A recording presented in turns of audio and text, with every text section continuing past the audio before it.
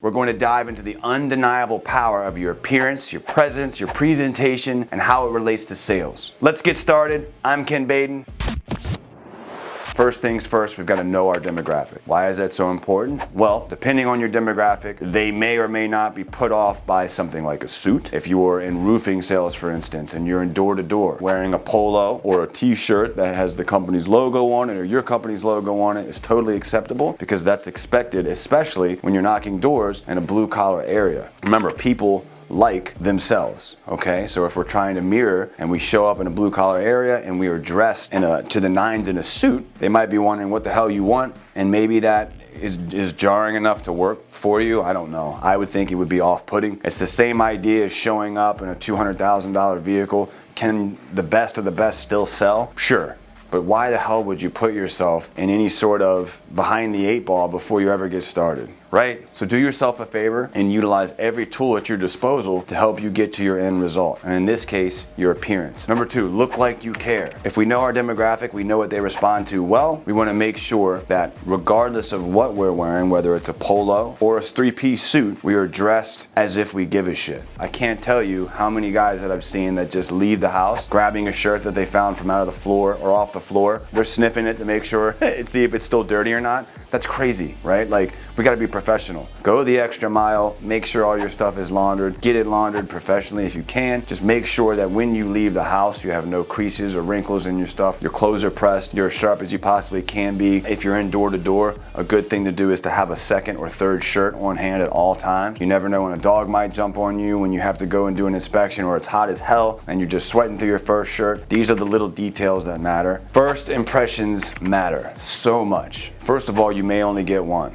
Your first impression is everything. Your first impression or your first opportunity with meeting a prospect, that initial 5 seconds of whether or not they want to continue investing in you and investing their time in you. You know, if you're at the door, for instance, you only have about 5 to 15 seconds for them to make the decision. Big energy, having yourself taken care of well, being in shape, those little nuances, those little details matter when you only have a few seconds to grab someone's attention. It certainly helps. What doesn't help is being sloppy, being out of shape, being dirty, looking unprofessional, and you only have a few seconds and that's your first impression. That is not going to help you reach your end goal, which is to close, make money, help somebody, right? Guys, speaking of leaving a lasting first impression, there is no better place to hone your skills than our private Facebook group, the Blue Collar Ballers Union. The union is a network full of blue collar industry professionals, blue collar and home service business owners that are all looking to level up their business and take their game to the next level. If that's something that sounds interesting to you, click the link in the description below and join today. This is my favorite one.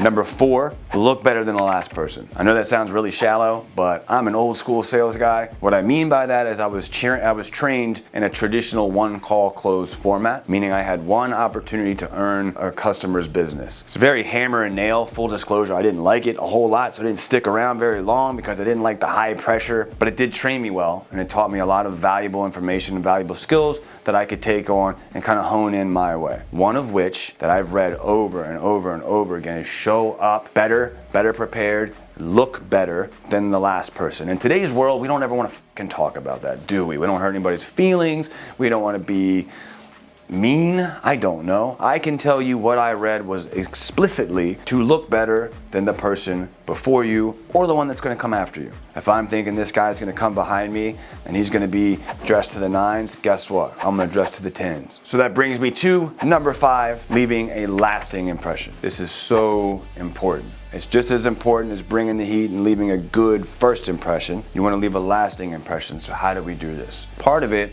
is showing up and being prepared, knowing your information. Never ever give an answer to something that you don't know. Always, hey, I don't know, Mr. Jones. I tell you what, but I will find an answer out for you. Just give me a few minutes. That's the correct answer to an I don't know situation. Being better prepared than the next person, knowing your product, knowing your service, knowing your warranties, knowing what you are talking about is always going to help with that confidence. But I can tell you that the culmination of putting together all of these steps is going to help you in leaving a lasting impression. Also going above and beyond that extra mile, right? Maybe it's following up your meet and greet with a thank you card or a text even or an email like, hey guys, I really enjoyed meeting with you. Thank you so much for taking the time to meet with me.